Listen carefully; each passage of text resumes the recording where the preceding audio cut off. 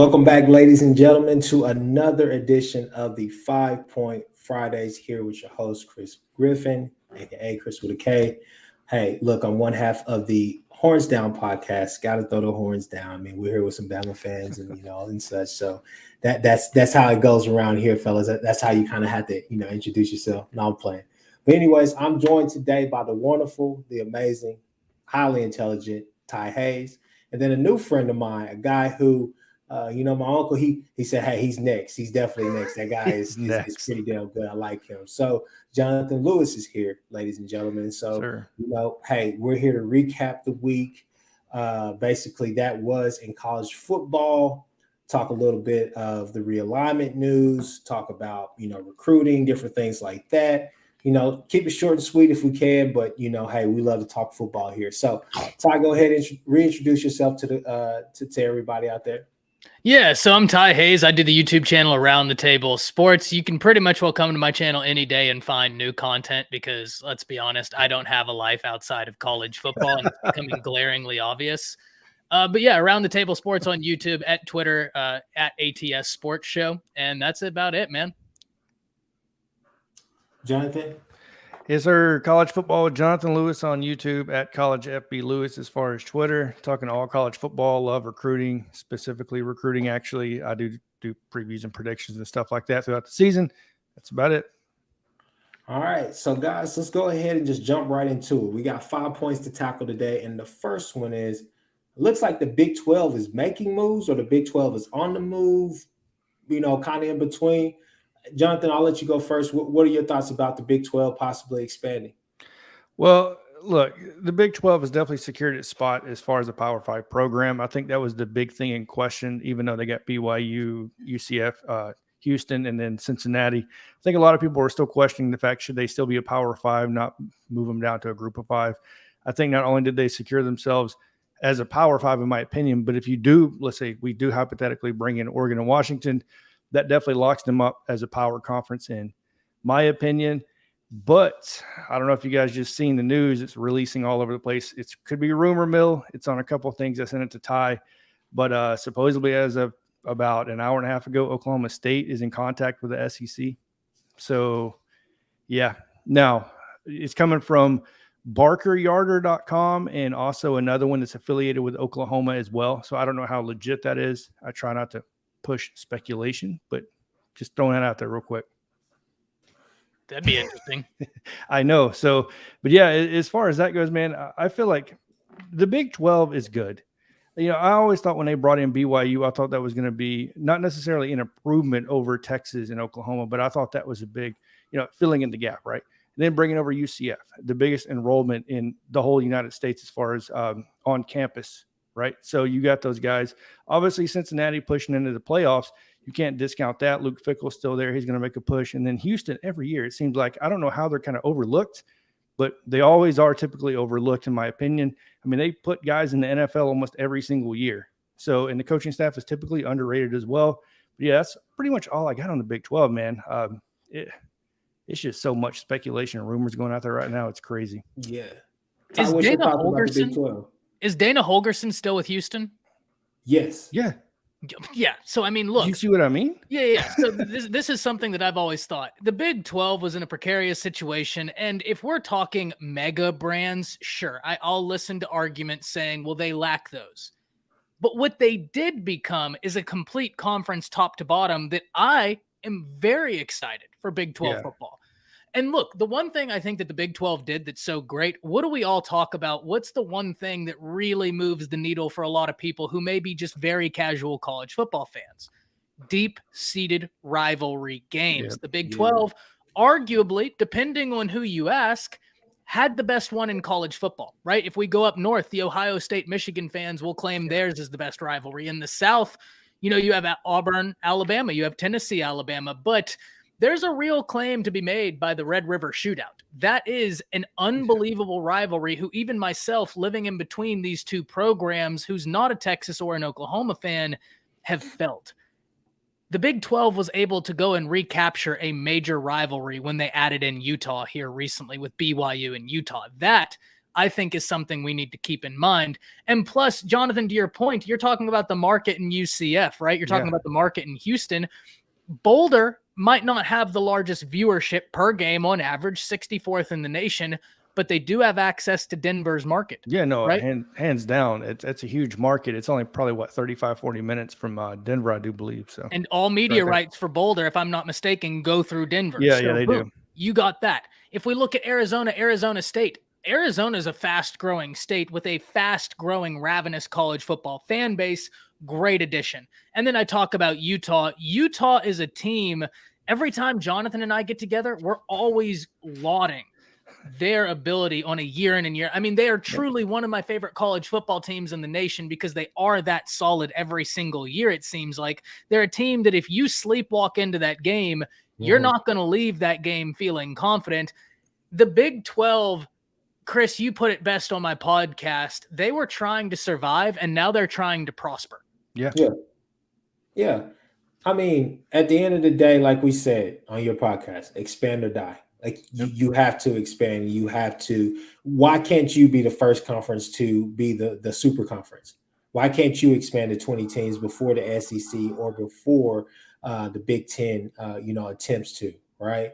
The whole thing is if you're the Big 12, you say, hey, Oregon, you come to the Big 12. Washington, you come to the Big 12.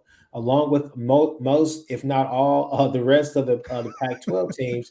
You say, look, if you come here, we're going to get more money. Because as you can see, with the rumors that you're hearing about the, out there kind of on the East Coast, kind of down south a little bit with Miami and all of them, ESPN is trying to avoid that deal, right? But we'll talk about that in a second. But basically what I'm saying is this right here is that if you come to the conference, the Big 12 conference, you will bring more money because people are going to want to see that matchup with a O State, Oregon, O State, Washington. They're going to want to see those classic matchups. And the thing about it is this right here, or those could be classic matchups. The thing about it is right here is that your league is going to be a slugfest because at any given time, anybody can win. There's not really a clear number one in that league. Ty, what were you going to say? Yeah, so you brought up money, right? And I think that that's a great point. And it bleeds into a point that you're also making where the Big 12 could continue expanding because of something the Pac-12 did that doesn't make any sense to me in terms of self-preservation. But if you're trying to be as forthright as possible, it makes a ton of sense. They started negotiating their media contracts early. So now every single one of these teams are set to see how much money they're going to lose without USC and UCLA. At that point, they're going to be looking for an out. And the out is in the Big 12. The second thing, not related, 5-star wide receiver Jaylen Brown has just committed to LSU. So big pickup for the Tigers. No, that was kind of given. Yeah. Where was he from? He's from Florida, if I'm not mistaken, isn't he? Yeah, he came out of Florida. Let me go just verify, but I'm almost positive he came out of Florida. Oh my gosh. Yeah, they haven't even announced it on 24/7 yet. And you must be on Twitter, I'm assuming. Yeah, I have I have Hayes on notification alerts. So every time he tweets, boom, straight to my phone, and that's how I'm on it. Yeah, July has been a big month. It's been so much fun, man. So much fun. But I would just say, just to kind of wrap that point up right there with the big, as far as just the Big 12. Look, like we talked about a few days ago, you got to go get the schools that you're trying to get. You got to go get them because you got to expand into those recruiting bases, and you got to try to expand this conference to make sure that you can keep a team like O State settled and happy, right? Because right now, O State will probably be the darling of the conference outside of Baylor, with OU and Texas leaving. But the thing about OSU is that OSU, with their campus, everything that's going on there at that school, they're on the come up, and they're pushing themselves to be in that agenda for one of the top schools in the nation, all around, right? Well, the state of Oklahoma as a whole, is making strides. Yeah. So here's the thing about O State to remember. O State wanted, when all this OU Texas talk came about, where was O State trying to go? O State wanted to go to the Big Ten. Yep. Problem was an apparent problem really can't talk about too much, deeper than the surface problem. But basically, the surface problem was the fact that they don't necessarily meet that academic standard or criteria Yeah, for AAU. the Big Ten. Yeah, it was almost like if you need to be in the top 120, they're like 160. Get what I'm saying? And it's not as easy as you would think to be able to get a school to just increase or just be able to, bolt up the charts just to be able to get inside that top 120, right? So that was kind of a thing. So it would make sense for them to want to go to the Big 12. I mean, not to the Big 12, but to the SEC and try to get, as much money as they could. Now, here's the thing. I don't necessarily think that it would. I think it would actually help them in the long run because recruiting wise, now you would have just as much right to actually go after those 4 and 5 star kids, which, Gundy's still not probably going to go after that many. But now with the SEC behind you with all that money that you had at that school, had, RPT Boone Pickens. But at the same time, I mean, it's food for thought. So I guess I think what we need to do is just probably just kind of just wait on that one because that's a whole thing in itself. But you figure that they will probably try something because at this point in time, that helps us kind of segue into our next point, which is we talk about Notre Dame being a chess piece, but what about Oregon and Washington? Ty, what you got about that? Yeah, so Oregon and Washington, honestly, I would be jumping. If I'm the Big 12, I'm jumping at the opportunity to add them. A bunch of Big Ten fans have been super opposed to adding in Oregon, and the only thing I can think it has to do with that academic thing, because if we're talking football brands, why wouldn't you want Oregon in your conference? It's a huge football brand. They have a massive fan base. They resonate with the youth. They just got a great head coach in Dan Lanning, who I might be very early in saying great, but up to this point has done really solid work with the Oregon Ducks. Washington is a big brand in the college football world. So we talk about Notre Dame, as being some gatekeeper, and let's be very clear. They are. They absolutely are. They're a top 10 brand in college football. But if I'm the Big 12, the second I hear the Big 10 being like, oh, well, we're waiting to see what Notre Dame does, I'm on the phone with Oregon and Washington. I mean, expeditiously. See that word? I saw you slide it in there. Jonathan, what do you think? Yeah, look, it makes sense. And I'm not going to try to push up Dan Lanning too much as I like him as well. One thing he's kind of proven is, well, he can definitely recruit. He's going to keep the recruiting on path like Mario Cristobal did up there as well. Bringing in Dante Moore was a huge get. Not only that, but you're bringing in 10th in viewership in the nation, according to stats last year when you're talking about Oregon football. So per game, they were around like 2.6 million, I believe, per game. So you're definitely bringing in the viewership. Your market, it's like 13th. So, I mean, you're bringing in a market, you're bringing in money, you're bringing in Phil Knight money, you're bringing in, this school that's known for the uniforms, right? They bring a moxie to them, to the program, to the Big 12. But not only that, Washington, in my opinion, could be getting a little bit overlooked this season as well. I know it's early, guys, but they are 20th in recruiting, right? So, I mean, for Washington, compare that to the past couple of years, I have to give them a little bit of credit there because I'm pretty typically hard on Washington. But when you're talking about like AAU standards and why the Big Ten may not want to bring in Oregon, I feel like it's more along the lines of USC and UCLA kind of wanting to just be the darlings of the new Big Ten. And I think they don't want to share that with anybody, in my opinion. And Oregon coming down to the Big 12, and I've already voiced this before, Oregon and, Okie State and those matchups, I feel like would be just something I would definitely tune in to watch all the time. And the possibility of those rivalries would be amazing. But yeah, and then, yeah, that's pretty much all I got for it. I mean, I think that with Oregon and Washington, if you can bring them into the Big 12, that kind of helps you. You're losing OU in Texas, let's just be honest. Yeah. But at the same time, you're going to be able to get really, really good brands and brands with some tradition, some history. And, the fact of the matter is that Oregon's hot. And then once every 3 years, Washington is close to they're close to being elite or they're one of the top teams in the country. Get what I'm saying? Every few years. And let's just be honest, we always talk about the SEC. The SEC is rich in talent. all the way Yeah. through. However, that West Coast pretty talented themselves. You get what I'm Yeah. saying? They're pretty talented themselves. So what I would say is just that it would make a lot of sense for them to come, because at the end of the day, we could say USC and UCLA want to be the darlings of the Big Ten and all the rest of that. Well, you would be the darlings, probably the top guy, that dude in the Big 12 if you did choose to come. But I think that the TV deals would be really good. I think that you'll be able to maintain a relationship with Fox or ESPN, however you want to go. I think that you're going to have all the money, because here's the thing. I think that the only difference between Oregon going to the Big 10 and the Big 12 opposed to going to the SEC, here's the big difference between those two things, okay? You go to the Big 12, you go to the Big 10, recruiting pretty much stays the same. You're going to recruit at a high chip. You're going to be able to get a lot of invites and all the rest of that stuff, because with NIL and especially Nike money, go crazy, right? But then again, let's think about Oregon goes to the SEC. Not only is their recruiting would probably just be enhanced, right?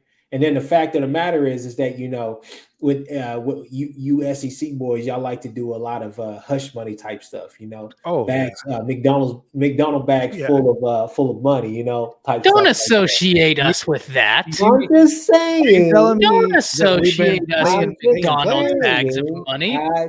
We're more creative than that. Chick-fil-A now. Yeah, that's a bad example. That's a bad faith example. We do Chick-fil-A. Chick-fil-A, dog. I'm just saying. But at the same time, I think that Oregon would be my uncle, he said something today that was actually kind of funny to me. He said, hell, if I'm Oregon, I'm calling the Big Ten. I'm calling the SEC and saying, hey, look, the Big Ten expanded their horizons. They literally did. They went to the West Coast to get 2 teams from our conference. What about you? Are you just going to stay over there and get North Carolina and Clemson? Why don't you come out here and get us? Hell, we'll bring Washington with us too. Look, I've said the same thing. Jonathan and I talked about this, and I even got a bit of pushback from it on my channel from some SEC fans, and I just replied and being like, what about Oregon would you not want? Yeah. They're an exciting brand, right? They're exciting. It's fear. Great. It's fear, bro. Let me tell you something right now. There's a lot of elitist SEC fans that get scared when you introduce the idea of another good team coming into this conference. The thing that doesn't, if you truly believe, like I truly believe, right, that like when you're talking Georgia, when you're talking LSU when they're on, when you're talking Alabama, if we truly believe that they're the teams that the SEC holds them out to be, it doesn't matter if you add Ohio State into the conference. That's how you should feel. If I'm someone from the SEC, I'm saying line them up. I want the best teams. I want to show you what we do. But you're not most fans. You're right. Most fans say, I want the easy path. I want somebody to be hurt so we can guarantee the win and get the national championship. We've seen this over and over again. Like, I don't understand why a lot of SEC fans hold their hat on, being elite, but not playing elite competition. It aggravates me every single season. I see Alabama play Citadel. I don't expect them to play Ohio State, but I don't expect them to play Citadel. Yeah. I get it. It's money for the smaller schools. Don't even give me that BS conversation. But yeah, I'll leave it at that. I mean, that's a valid fact. At the end of the day, I'd rather my team kind of be, especially in that last week before the last game of the season, I really would rather them not go out there and play Furman and the Citadel and teams like that. You're risking injury because everybody's out there just kind of lollygagging and just going through the motions because we already know we're going to beat up on this team. You get what I'm saying? So it's just one of those things where I think that with the idea of the pod system and different things that are going to happen, I think you're kind of going to be forced out of that a little bit. And especially with the expansion of the college football playoffs, we're going to have to see how that goes because that may be something that affects that as well. But to the point of Oregon and Washington, you do have to feel left out, and you do have to kind of, but not to the point where you're about to cry. You feel excited because the prospects are so damn good. Because at the end of the day, you could do 3 things or a few things, right? You can go to the SEC, if they're wanting you, right, you can wait and go to the Big Ten if they want you and they don't get Notre Dame. You can go to the Big 12. The Big 12 wants to expand and get Pac-12 teams, right? Or check this out. Right. You can stay in the Pac-12 and basically say, you know what? No, we're going to make this conference. We're going to keep this conference from basically going by the wayside. We're going to be the new darlings of it, and we're going to do that, right? You could do that, but I mean, I don't know. What you think, Ty? Ty, you muted, bro. I'm sorry. I had something going on in the background and didn't want it to hit. Yeah, but I apologize. You could certainly do that, right? You could certainly play your hand at this and attempt to be the darling of the conference, because someone made a decent point in my live stream whenever they said whenever Texas and Oklahoma were set to leave the Big 12, as they still are, everybody said the Big 12 was dead. And then the Big 12 made moves and now they're good. They said that they felt like something similar could happen to the Pac. My only thing is it's different when it was only one conference doing this at the forefront, where they still had time to make moves. Now we're seeing the biggest brands in the Pac-12 dissolving, right? Yeah. So I have a lot less faith that the Pac-12 is going to be able to survive than the Big 12. Because the Big 12 still had Baylor. They had Iowa State. They had Oklahoma State, right? You still had some real solid brands in college football. You could try and be the darling. I wouldn't, because you're going to lose money. And at the end of the day, this is about money, right? This is about money. Yeah. Now, can I give you some pushback on that? Absolutely. So you saw the report that ESPN is trying to merge the ACC and Pac-12 network through ESPN, right? I hadn't seen that. No. Yeah, no, that has been confirmed. So Gotcha. ESPN is trying to reach into those teams left in the Pac-12, and what they're trying to do is merge the ACC network, as is owned by ESPN, in the Pac-12 together. All thing that's going to do, obviously, is just give ESPN the ability to show the Pac-12 games, right, while it's still remaining at the end of the day. And we all know, at the end of the day, I think we can kind of mostly agree that the media has a big stake in this. They control a lot. Right. Yeah. And to be fair, the biggest because they have the money involved in this. When you're talking about billions of dollars here, is through the media. Look at the Big Ten, signed a $1 billion media deal for the Big Ten. So when you look at this, I feel like ESPN is almost trying to gain the upper hand by making the Pac-12 stick around, because what was the Pac-12 and Big Ten affiliated with? The Rose Bowl, right? That was through Fox Sports. This is a smart move by ESPN, trying to work their way into the Pac-12, and now they're going to own every power conference except the Big Ten, which at the end of the day, what are we going to be talking about that's no longer being talked about? College football playoff expansion. Who's going to own the rights to those games? Well, if ESPN owns 80 to 90% of the market, who says they're not going to own 80 to 90% of the playoff games as far as the media rights go? Yeah. I guess my big question there would be, wouldn't it behoove ESPN to kind of hope that an Oregon and Washington join a conference that's bigger, that carries more views, and now they can stack it? If they come to the SEC or the Big 12 at the end of the day, in my opinion, it doesn't matter. But they're securing their spot, because if it does happen, they win. If it doesn't happen and they merge the networks, they win. There is no loss situation for the ESPN. Because basically, let's say Oregon and Washington come to the SEC. They're already in the ESPN network now, right? They no longer have to worry about the Pac-12. Essentially, the two major teams over there. But if they do win out in the ACC, and let's say the Pac-12 sticks around, and they merge the network with the ACC, well, they have the media rights. Well, is it going to be an analogous contract? Do what? Right. Is it going to be an analogous contract? I don't know. Like that's CBS has a whole article on this saying that they're already in talks with this stuff.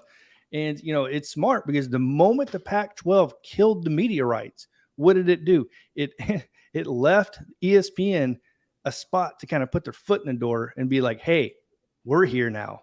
The monster walking through the room, essentially, is what people call ESPN.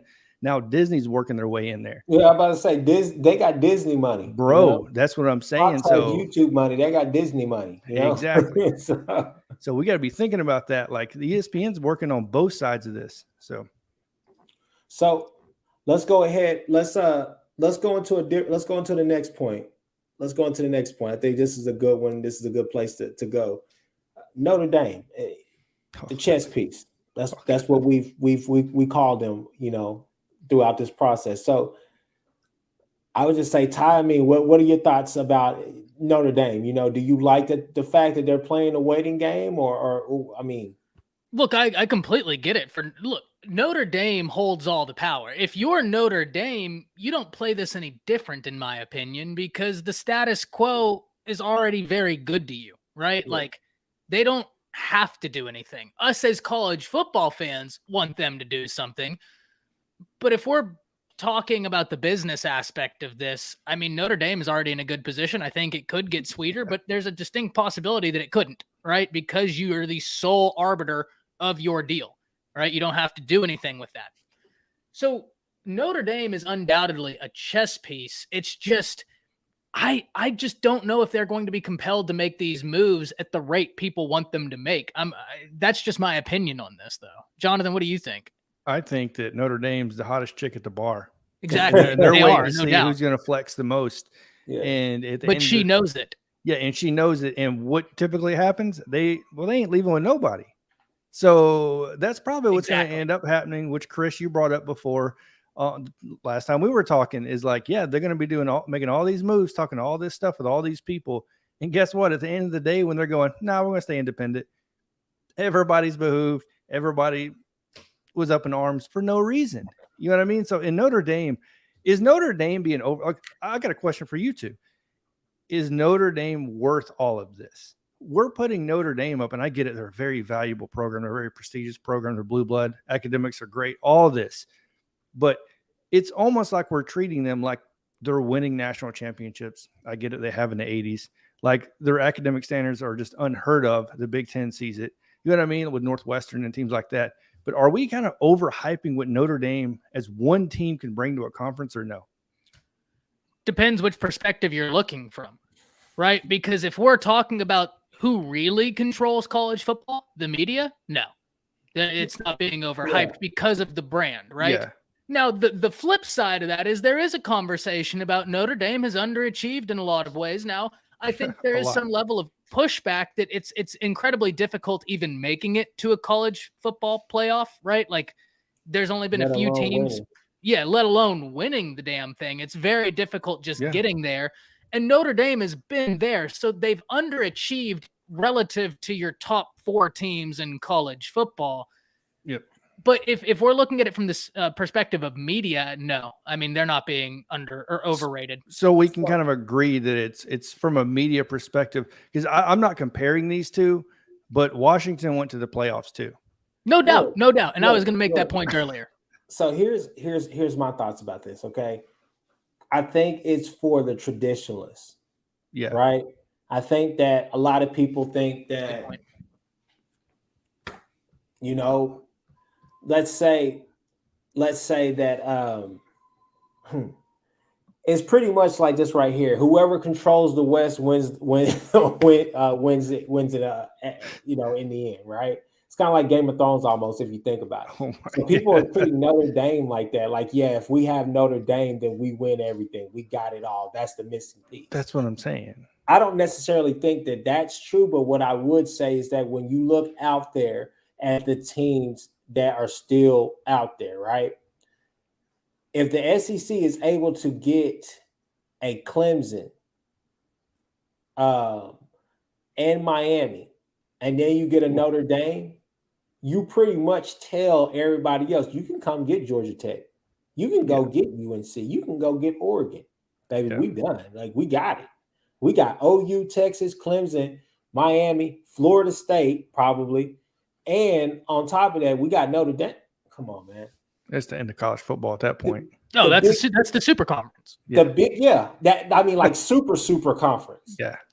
Like the Big Ten, I think the reason why Notre Dame is a chess piece and so important is because the Big Ten knows that they have to do everything to keep Notre Dame from going to the SEC. Because most likely what's going to happen, Clemson, Florida State, and Miami are going to want all of that SEC action because of the money, the territory, all of that. they're going to want to be in all of that. That is the SEC. So the Big Ten knows that their best shot to be able to be on equal footing as far as TV rights, media rights, all that stuff you guys are talking about, or just, public perception. Because you can have Ohio State all day. You can have a gaudy Michigan. You can have a gaudy Wisconsin. But if the only thing that you're going to be able to add is a on again, off again girlfriend and UCLA and the prom queen, but now she's not as hot as she used to be in high school, girl, in USC. You get what I'm saying? And then you have Oregon. I mean, you got to think about Kchris.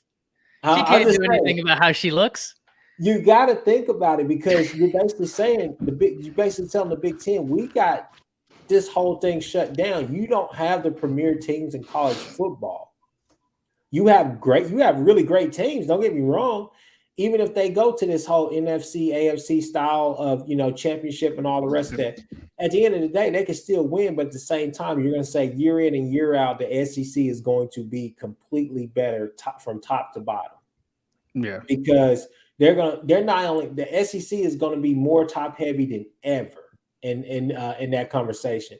But I feel that's the reason why there's so much importance being placed on Notre Dame, simply because people believe that I think that the Big Ten sees it. You can't let the SEC come up there into your territory, a team that's in Indiana, and take them from you. You can't do that. That can't happen. North Carolina, Clemson, Miami, Florida State, that's perfectly fine. That's perfectly fine. You really shouldn't get North Carolina, but you most likely will get them too. You can't. Notre Dame is off limits. Notre Dame is absolutely off limits for them.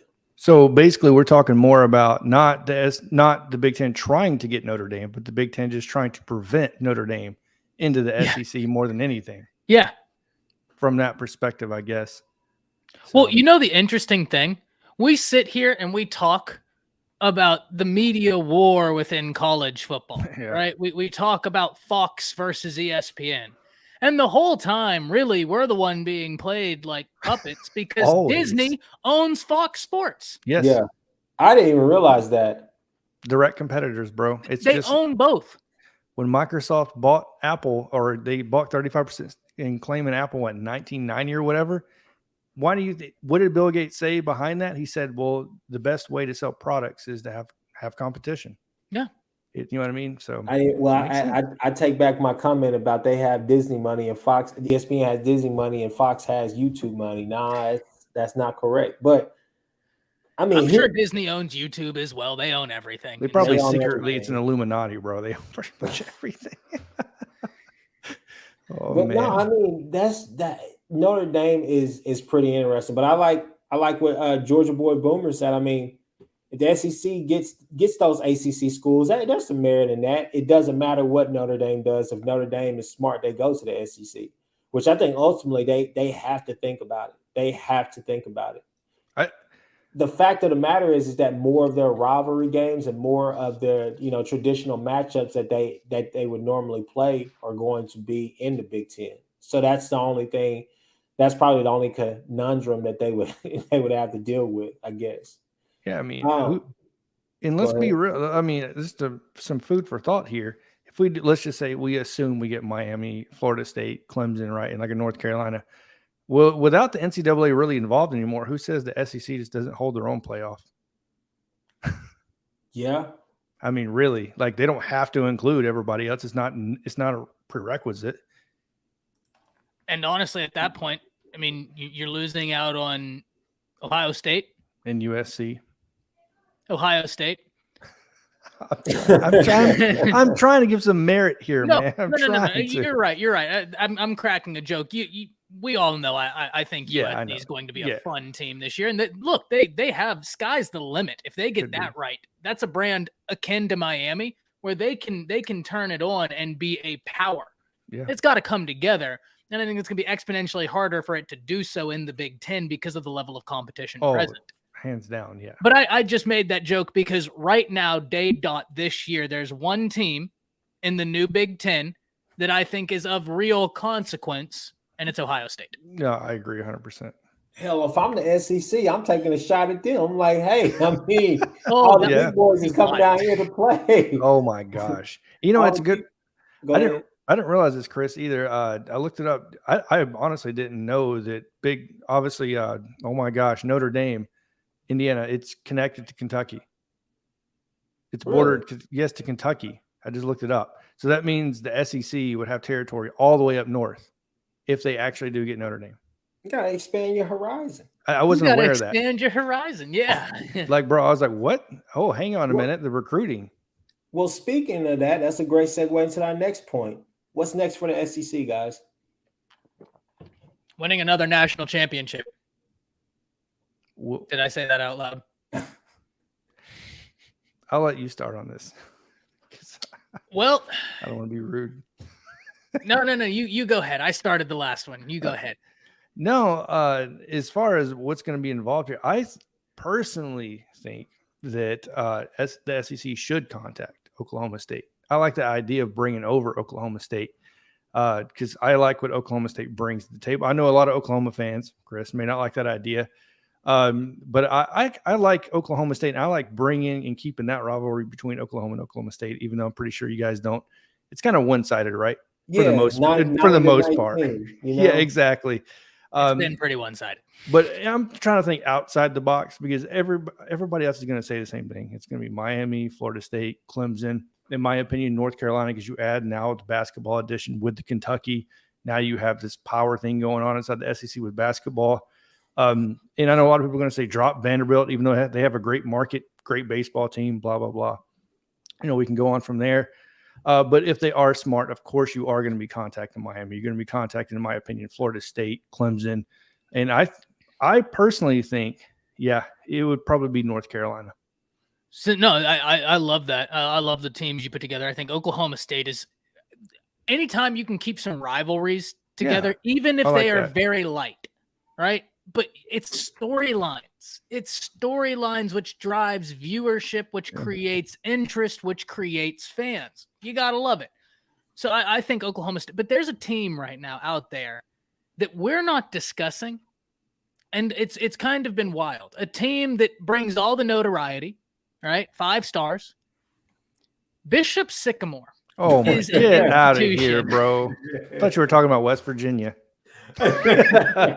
No. But in all seriousness, the Big 12 losing Oklahoma State would be a hit to the Big 12, gain to the SEC. But at least the Big 12 has been able to add the brands in. They're trying to add in that they have added in. That conference has made it to where they're going to stick around. The SEC, while I think they should make moves, we can be perfectly honest, with the addition of Texas and Oklahoma, they can sit on their hands for years. Like, they're good. Yeah. They don't need to do anything. You have 5 of the biggest brands in college football all in one conference. It's insane. You should add people. Yes. I like the teams. Jonathan, to your point, people all say them. So it is a bit lazy of me to do, but they say them for good reason. Miami, North Carolina, Clemson, Florida State. I'd love the SEC to add in any combination of those. The SEC, I feel like they're a bit different than the Big Ten as far as the expansion talks are going on. I think the SEC is kind of out for – they're on the hunt to add – and I use this word loosely, all right? All right? Don't kill me for using this, all right? They're on the hunt for blue bloods. Yeah. Yeah, I mean, let's just be real. I mean, it's hard to look. I get the recency bias of a Clemson. Clemson's they're not necessarily in that blue blood talk. Okay, a Florida State, as much history they have, especially with Bobby Bowden, I don't necessarily know if they're in the blue blood talk as well. Get what I'm saying? But what I'm saying is that you're going to have a lot of the premier programs in the nation there. And especially if you get Florida State and Miami, you lock down the state of Florida pretty much. Exactly. I mean, let's just be honest. I mean, those kids are still going to leak out and go everywhere else, especially inside the SEC. But at the end of the day, you pretty much lock it down and you say this is SEC country, little pipelines that you may have had up there. Ohio State to be able to go and sneak out a kid. Michigan with Harbaugh every now and then we'll probably be able to go sneak out a kid, but you might shut that down, you know. And it would be easier to lock a state like that down than it would Texas, with Texas being so big, having so many damn recruits, and then especially with other teams inside of Texas, Houston, you know, TCU, stuff like that. I mean, places like that where they're still in the Big 12, they're in other conferences. You get what I'm saying? But I think the SEC, you know, the next move, obviously, I think the right move. If they're going to expand, why not? Clemson, Florida State, Miami, North Carolina. It makes the most sense. I don't get where this Virginia talk is coming from. Maybe you guys do, but academics. Academics. What they're wanting the research, because everybody's talking about research, and it's like Pitt's #1 research academic facility inside the ACC. You know what I mean? I told you it's about those research dollars. Yeah, it's the research. I mean, you're getting schools for that. If you're the Big Ten, one of the schools that I would go at, Syracuse. Why not?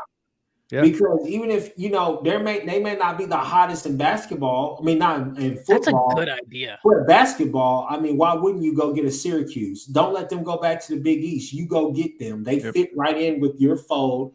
And you already know Boeheim and whoever his is his coach in waiting. They're going. I mean, it makes sense, right? Yeah. The ACC can stay together basketball wise because, I mean, Duke and all the rest of them. I mean, they're going to have a lot of those types of schools. But you go get those, you know, a team like that. You go get the Pittsburgh. You go try to get the West Virginias. You know, you keep those teams there. Get what I'm saying? Yeah. I think a team that'd be interesting as well, Virginia Tech. Virginia Tech, Ty, we talk about it all the time. Yeah. We say some teams are one coach away, some teams are like a quarterback and a few pieces away, right? Virginia Tech has always been, I mean, in my opinion, for the last decade, they've been a coach away. You know, with Beamer going out, then you know, it's the following years after the fact, they've always kind of been. They've been up and down. Last year, they started off pretty hot.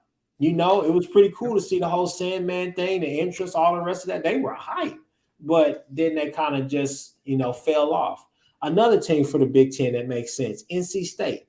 When you think NC State, you don't necessarily think of a ACC team. You think of a Big Ten style football team. I mean, they're the ACC version of Wisconsin. Yeah. You know? They can put up numbers when they need to. They can beat the big dog when they need to. They don't do it on a consistent basis. However, you know, with their style of ball, their brand of ball, it's all about, you know, defense first, and then they go from there. But I mean, besides Notre Dame, there are some obvious decisions, you know, that they can make in the Big Ten. But as far as the SEC, like I said, man, you got to go get Clemson. Florida State, Miami, North Carolina, if you want to throw them in there. I mean, you got to go get those teams. Hell, maybe even go and lock down the state of Kentucky. Go get Louisville. Get Louisville, but Adidas money. Honestly, why not? Yeah, that's a lot of money sitting there. Yeah, I mean, you go and lock down that state. You go get Louisville. Why not? I mean, it would make perfect sense. Cash rules everything around me. So to circle back all the way to the beginning, Jaylen Brown's from Miami. Really? Okay. Yeah. And you know it's even wilder? And this is per Matt Zenitz. Great reporter. He said in a tweet, this is just super interesting. This is the first time since Xavier Carter in 2004 that LSU has landed a 5-star offensive player from Florida. I didn't know that. That's super interesting to me. Now, speaking of recruiting, let's go on to our very last point. I said OU recruiting on here, but let's just talk about recruiting in general. Can we not? Let's stick to OU. Has it come out yet? What are you gonna say? Nothing. Let's continue. Yeah. You just picked up Caden Green. Y'all are doing great right now. They say that you know, if we go ahead and get the kids that we're supposed to get in the month of July, then that would put us right behind Texas for the 4th best class in the nation. Thoughts on that? Yeah, so I've been covering, me and Ty both, obviously, you know, Ty's been covering Oklahoma recruiting a lot as well. The biggest piece, in my opinion, for Oklahoma this month was Caden Green. I thought this was the guy they had to get. I made a video about 3.5, probably 4 weeks ago about Caden Green. And just so happens that he actually came on the video and commented Boomer at the top and then deleted the Boomer part and left a comment. And I wish I would have screenshotted it now, but and I would have posted it on Twitter. But either way, yeah, Caden Green, getting him, I feel like is going to be the snowball effect that Miami had with Jaden Rashada. It's going to be the snowball effect that Florida just had yesterday with the name slips me, the Penn State flip. What's his name? Ty, you have to know his name. Oh my gosh. My brain is putty. Yeah, mine is too. Either way, they end up getting Trayon Webb today, the running back. And then another commit. Sorry, they got Trayon Webb last night. Eugene Wilson committed today. So now they're on a roll. I feel like Caden Green is that to this Oklahoma class. I feel like now that you have so many commits coming up in the month of July, that getting Caden Green and him being vocal about me recruiting other players, I always speak on these guys, man. Like I feel like they're so important to lock down in the class. And also getting Petaway. Petaway's another guy. I felt like, he's a different breed of what you see coming into an Oklahoma style offense with Jeff Lebby not being the 6'3" type vert and shoot offense guy, like a LV Bunkley Shelton is that came over from Arizona State, but he fits into this offense on the other side. Speed. My God, his inline vert speed is like ridiculous. But yeah, I feel like outside of that, man, like as far as specifically Oklahoma, it's going to lead to a lot of good things. I'll just leave it at that. So first off, the name comes back to me. It's Marcus Stokes. There we go, Stokes. Flipped from Penn State to Florida. Depending on where you look, 3-star prospect, 4-star prospect. He's a 4-star. Yeah, depending. Yeah, so love the addition of him. But the interesting thing to me for Oklahoma is with Caden Green, I think that this, to piggyback off of Jonathan's point, this is a big time commitment. Yeah. I really debate right now which is the bigger addition in the month of July. Is it Petaway or is it Caden Green? And honestly, I think I'm going to have to go with Caden Green. I got you. Yep. The reason being is you have a 5-star signal caller. You have Jackson Arnold. You have very talented offensive linemen on campus, but you have Bill Bedenbaugh. We were on live stream. I don't think the Cam Wars were rolling at the time, but JP was telling us he was hearing a lot from Sooner fans that there was frustration towards Bill Bedenbaugh in terms of recruiting and development. I thought the development part was asinine, right? Because Bill Bedenbaugh develops at such an elite rate. It doesn't need to be discussed. His development is spoken for. He can miss for a few years and still be good. He's been so solid. You give him Caden Green. And I didn't get to talk about it in my video today, but the one thing I love about Caden Green, you want him to play left tackle? Cool. Want to play right tackle? Cool. Yep. You have need at guard. He's athletic enough to slide down into guard and be a So that versatility allows for so much flexibility on the offensive line, and it really allows you to make a complete offensive line, plus the addition of Schmitty, which I talked about in the video I released earlier. Yeah. Right? Love that. Yep. The Petaway one, though, is so intriguing, and I'm so glad, Jonathan, you brought this up, because in the video I did on Petaway yesterday, I actually talked about the stylistic differences and how this was a deviation from what Jeff Lebby typically goes for. But what do stylistic differences mean? And am I about to be sad? Oh, yeah, he should have just committed. I'm sad. Peter Woods to Clemson over Alabama. Yeah, we already knew that was coming. Yep. Alabama dropped the ball. Big time. He made it known they dropped the ball, too, so. Yep. So sad boy hours ensue. We got to segue right into that. Alabama recruiting. No. We're going to stay on Oklahoma recruiting. So we lost Peter Woods, and now we lost Elliott Washington too, by the way, to Penn State.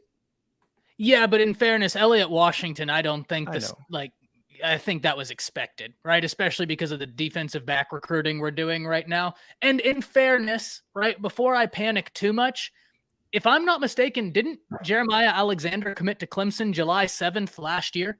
Yeah. So almost a year to the date, and then he flipped.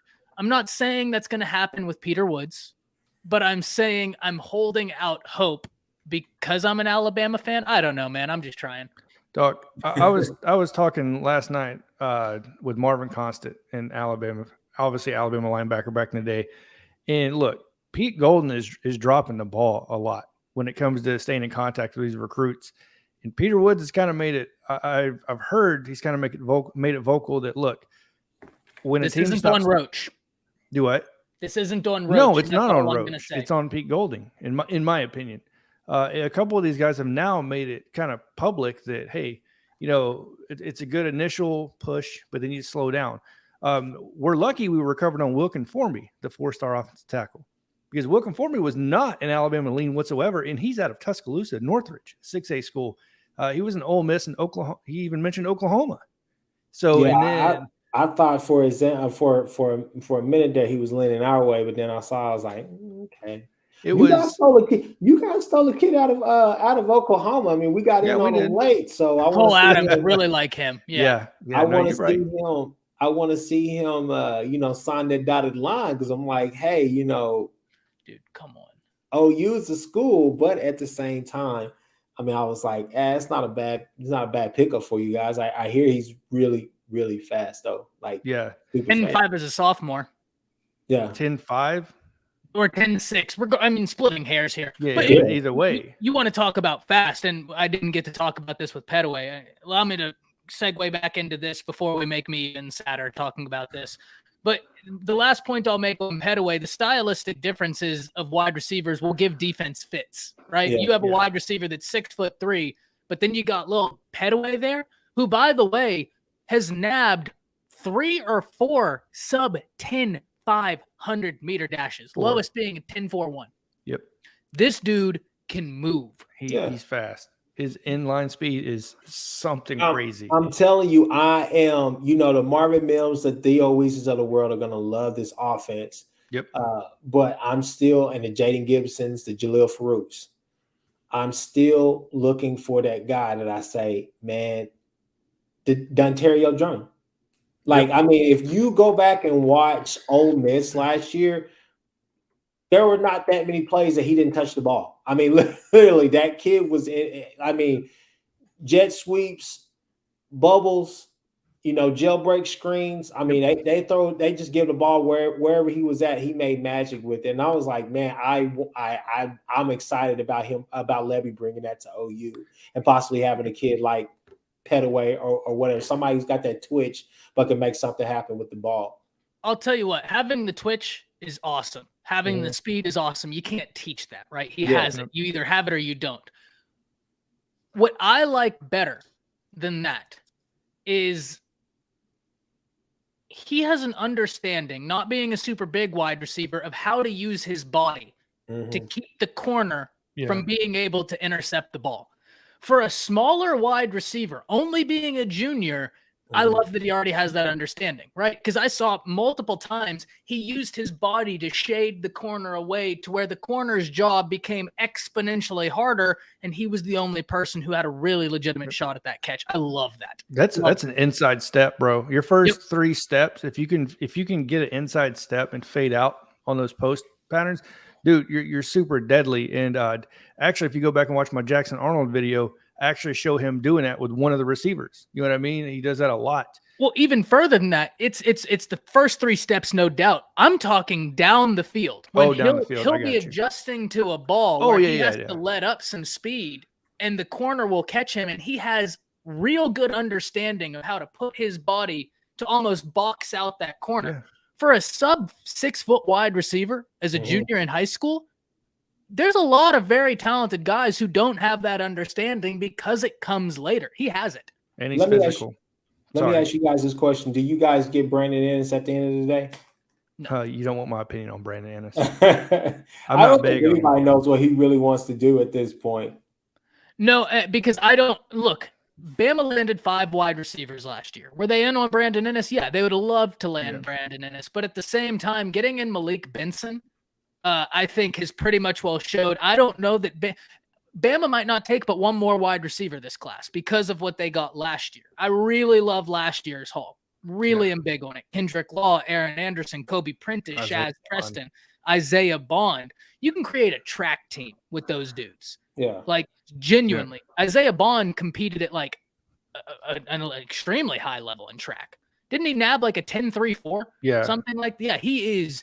He was one of the fastest in the country. Like, he's super fast. And his routes have gotten a lot better. So Bama's not super, super pressed for wide receiver. But, I mean, look, if Ennis would have committed, we would have taken him with open arms, no doubt. I'm just not super high on Ennis. Yeah, like, don't get me wrong. I think he's a great wide receiver. But I think when you look at it, number one, the name Showtime should put things in perspective immediately. He's a big catch guy. Like, you know what I mean? But he's a lot like an early Julio Jones in the fact that he will also drop the ball as well. He's not a super consistent wide receiver. So here, I was just going to jump in and just say, yeah. my biggest thing about him, I was excited about him coming to OU, obviously. I mean, yeah. who doesn't love getting a 5-star player, somebody of course. You know, the caliber of him. My whole thing was when I look at his tape, my thing is that I know that he's fast. I hear that he's fast, but the tape doesn't necessarily translate that. It's not game speed. Yeah. And the other thing was, I was like, are we getting another Jaden Hazelwood?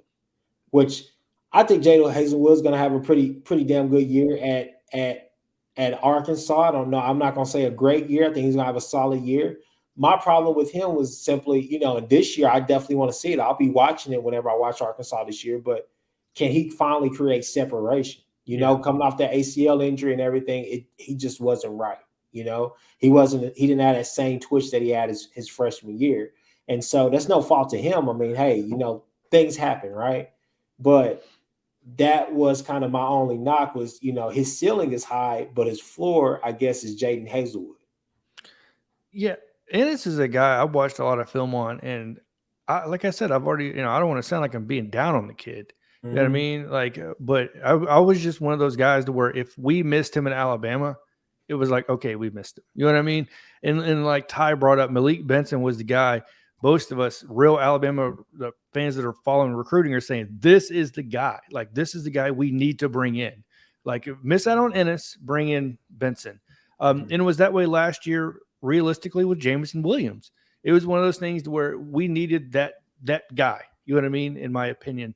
And sometimes I feel like teams don't understand the difference between creating depth with a transfer portal and then creating and bringing in positional needs, in my opinion. And that's what makes, I think, like in Alabama, I feel like Brent Venables is definitely going to be that style because that's what was going on with Clemson to a certain extent. We know that Dabo doesn't like bringing in transfer portal guys unless it's an absolute positional need that has to be filled. Other than that, otherwise it's just a farming system like you see in baseball. You want to bring in the guys and develop them yourself, plain and simple.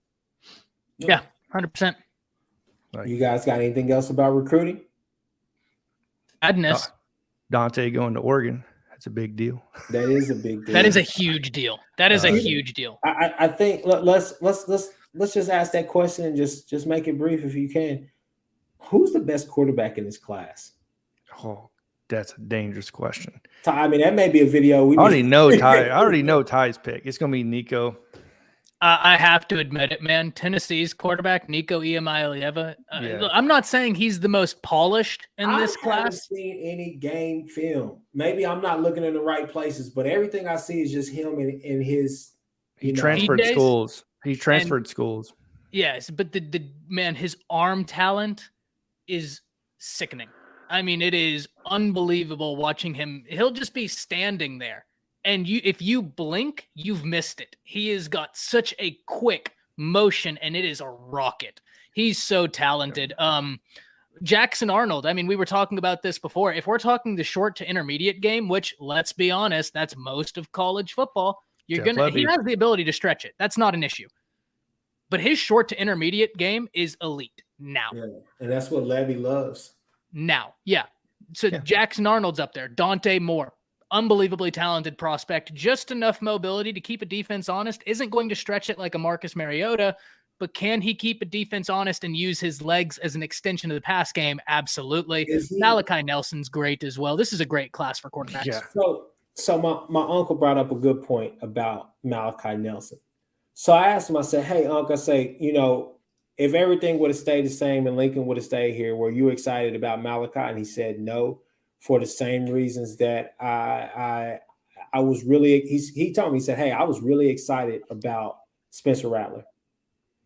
And then when I started to see the product on the field, I said, you know what? Basically, my uncle was just saying that, hey, to run this Lincoln offense, that quarterback has to have some wiggle. He's got to be able to run. He's got to be able to make things happen. And he was like, the problem with Malachi is Malachi's the same type of quarterback as Spencer. He's not mobile like that. And so it may be a bit difficult for him to manage that Lincoln Riley offense. Sure, I'm sure he has the arm talent, but I mean that's not a knock, and I don't want people to think that, hey, as an OU fan hating on somebody that chose Lincoln over OU, but I'm just saying, you know, I think that's a fair point to point out. Yeah, and I'll go as far as saying I made a video on Jackson Arnold and why I think he should be considered, at least be in the talk of being the top quarterback in the class. I personally think it's between Nico and Jackson Arnold. I think it is between those two. Nico's pure arm talent, like 7-on-7s, is like watching something on a Madden rookie mode. It's like what is going on here? Like, it's ridiculous. But when you look at the complete package of how smart, like I said, Jackson Arnold is, man, like it's hard to comprehend how smart this guy is without breaking down his film and seeing him making checks and recognizing and talking outside shade versus inside shade. And it's like, what? This kid is already in that level. You know what I mean? And to be able to recognize that already is like, oh, you're on a different level, bro. Like, as far as football IQ. So, and you know what? I am going to pump myself up a bit here. Chris, you were here. Chris was here. Jonathan, unfortunately, you and I hadn't started doing content together yet, but the day or a few days after he committed, Chris and I were on a live stream. I told everybody then and there, this kid is going to end up as a 5-star. Book it. I said it the day he committed. Why? I've gotten to watch him play. Yeah. He's got it, man. He's got it. That's why I wasn't tripping for Oklahoma fans when Malachi Nelson, as great as Malachi, and Chris, you and I have had multiple talks about Malachi Nelson. You know how high I am on him. Yeah. I'm not even going to pretend like I think he's a fantastic quarterback. I think his ceiling is high. I think any college that gets him is exponentially lucky. Jackson Arnold is that dude. He's that dude. He's the moxie. He's like the Mac Jones. He's the guy that walks on the field and says, F you. You know what I mean? Here's my route, bro. This is what we're going to do. What if you go back and watch his film, he walks different. I hate to say weird stuff like that, but when you see him and the way he is, he's got that swagger you want to a guy. I don't know what it is, but when I see it, I can tell you he's got it. Exactly. And, I say the same thing about Petaway. I said in my video, he's going to be a 5-star by the time the end of his senior season comes. Like, in my opinion, you can't have that type of production and look that good on film, man, and not be a 5-star. And 24/7 Sports has him as their number. If we're not talking composite, 24/7 Sports, their personal rankings has him as the number 34 prospect in the nation. 24/7 Sports composite has, correct me if I'm wrong, 37 or 38 current. He's like 37th, I believe. He's like 44th on the composite, but on their rankings, if they were to have as many 5-stars as the composite had, he's a 5-star wide receiver. They have him as the number 4 wide receiver in the class. Yeah, I'm bringing it up right now. Yeah. He's that dude. I wouldn't be shocked at all to see him. And also, we talk about the competition played. Jackson Arnold, Petaway, they're playing in elite leagues. They're not playing in grandma's backyard league. He's 24/7, number 4 wide receiver, 34th nationally, composite 8th wide receiver, 47th nationally. Yep. I thought it was 44th. I'm sorry. So, and I believe he's going to climb up. So I think there's no doubt about it. Well, that's a video that we definitely probably need to all just jump into because, I mean, that's just so many dang quarterbacks. It hasn't been I'm sorry, but it hasn't been a class like this in quite a while where you just like. I said the same thing, bro. I said the same thing to Ty, and we haven't even mentioned Arch Manning, by the way. Oh, yeah, one quarterback. So, but here's the incredible thing, right? Jonathan said the same thing to me, and I did a video, and it's actually, I'm so sad. It's one of the videos that has done the worst performance-wise for me, and it kills me because I'm like, yo, this is such good information. Like this is super interesting. This year's class is unbelievable. But as I told Jonathan just yesterday, go check out 2020. And was it 2021, Jonathan? It was 2021. It was 2020 with the Bryce Young class, I believe. I'm going to go look right now. That quarterback class, man, is dumb. There were like 31 top 300 quarterbacks. Yeah. Like it was dumb. There's like 14 or 15 this year. So it was over double the amount this year.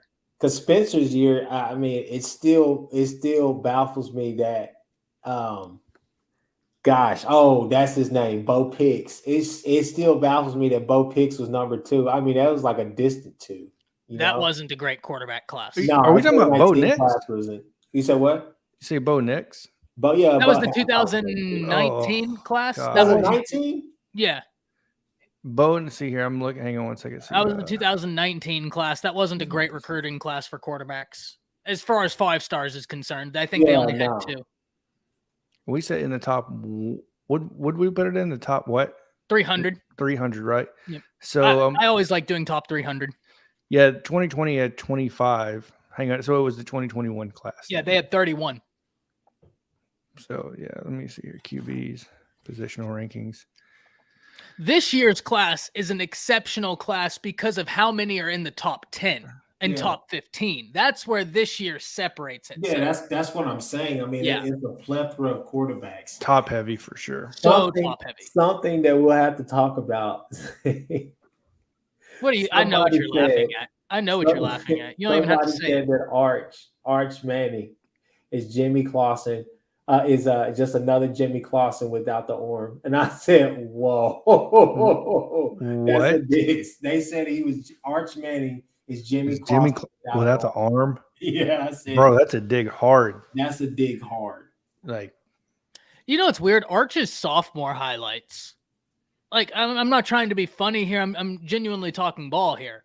His sophomore highlights that's when he like erupted, right? I mean, his highlights earlier on in high school are almost more impressive to me than his later highlights. And maybe it's because they realized he's going to be, so they didn't ask him to do as much. But as a sophomore, do y'all remember? I mean, he was setting the nation, like he was making plays, he was making throws. Like that's when, to me, the Arch Manning mania, as far as like the hype of his on field, was at the highest. Now, still a great quarterback. He's still doing unbelievable things for that Texas class, and he's still a Manning, right? So, very interested to see what he does. Well, he just lost 49-7 in the playoffs a couple weeks ago. Yeah, and I mean it wasn't good. He went like 11 of like 26 or something like that. We don't talk about Bruno. I can't even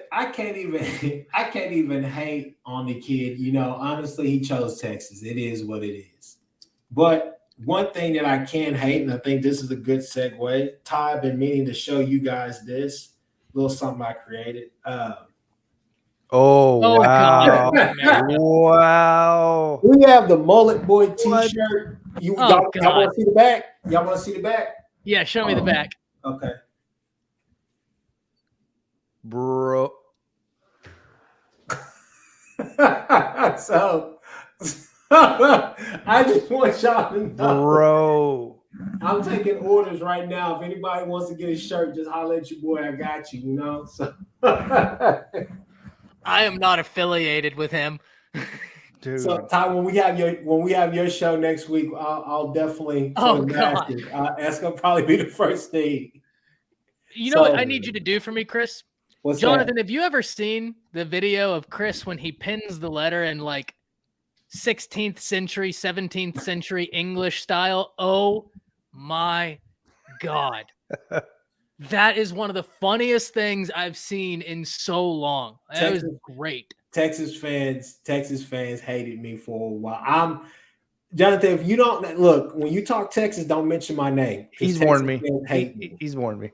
Oh, I told him, if you want to set Chris off, say Texas, and it's a go.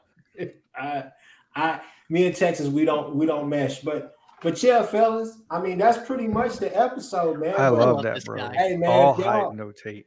Y'all want one? You know, Mullet Boy. You know, all hype, no tape. That's where it's at.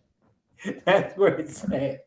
Y'all send me y'all sizes, and I'll send y'all a shirt for sure. Oh my gosh, bro. Chris, I love you, man. You're you know what? I'm gonna wear that to the Alabama game because I got tickets to go to the Alabama Texas game. Oh, you got? Oh my God. Yeah, I got those a while back. So, how much percentage-wise? What percentage of your kidney did you have to get rid of? It was $890 per ticket. Yeah, it was $890 per ticket. Really? Oh, yeah, it's well, we're sitting in section like 10, so we're like right there at the 50, like we were during the A&M game. If I'm going to a game, I'll be honest with you, bro, I'm not going there to watch ants running around on a field. no doubt. No doubt. You know what I mean? So, and I'm lucky. I got medically retired out of the military, so I got checks coming in. So You want to here, what we can do is you can add on like a big shirt and I'll just like piggyback on you. piggyback. And I mean, like you're in Denton. Why don't you come down and we at least tailgate? I might, honestly. Because here's the problem, man. As much as I want to go to games, I've been telling Chris, I want to go up to Norman to get to a game, right? But Yeah. my thing is like, as soon as the game is done, I'm on here making content. No, I know what really is going on is you engaged. And Yeah, you are, that too. that's what's going on, dog. Well, you didn't need to tell everybody that. I mean, my Well, goodness everybody gracious. knows it. I have a, an image to uphold, Look, Jonathan. bulk content. What we'll do is we'll make like 10 videos in 2 days together. Then we'll I do that schedule 'em anyway. out. Okay, then we'll schedule them out and we can go to the games. Because I'm definitely going to an Oklahoma game this year. Like me and Guys, JPC as we're sitting here right now, I just put out the Peter Woods video. This doesn't stop. I know it doesn't stop. It doesn't stop. But you got to give yourself a break every now and then, dog. You gotta give yourself a break, bro. Well, that is the truth. I will run. Chris knows. I mean, I'll release 6 videos in a day, and then I've witnessed. he'll message me, and I'll just be like, somewhere in the house, sprawled out, unable to move. Yeah, like I told y'all to start this. It's an unhealthy obsession. This isn't healthy. All right, guys. Well, Some people have crack. I have recruiting. It's the same. That's a fair assessment. that's the quote. That's the quote. Some people have crack. I have recruiting. That's a t-shirt. That's gonna be my You know what? That's gonna be my merch. Some that's people your have merch. crack. I just got a notification. Around the Table Sports releases a video. 5-star defensive line. Dude, Who, me? I'm on a live stream with you, bro, and I'm getting notifications you released a video. But guys, go ahead and plug yourself, and we'll go ahead and end it there. Ty, start. Yeah, Ty Hayes at the Mountain Table Sports. I think it's I have an unhealthy obsession. If you would like to contribute to my unhealthy obsession, go over to Around the Table Sports on YouTube, subscribe. I do constant college football content. Do not let the shirt to my right, distract you from what's going on in this panel right here. But yeah, we have a great time. I always have such a good time anytime I get together with Chris and Jonathan. It's going to be a fun time. College Football Jonathan Lewis on YouTube, at College FB Lewis on Twitter, and my OnlyFans is I'm just playing. I'm gonna bring it up every time. Oh, were you in there when I plugged? Yeah. So we were in another live stream, Chris, and I started joking about how I also had an OnlyFans. If anybody wanted, I was breaking down film on OnlyFans. Guys, this is PG content. Come on, y'all. But anyways, hey guys, hey look, Horns Down Podcast, 5 Point Fridays. We'll be back soon. Have these guys in there for sure. So hey.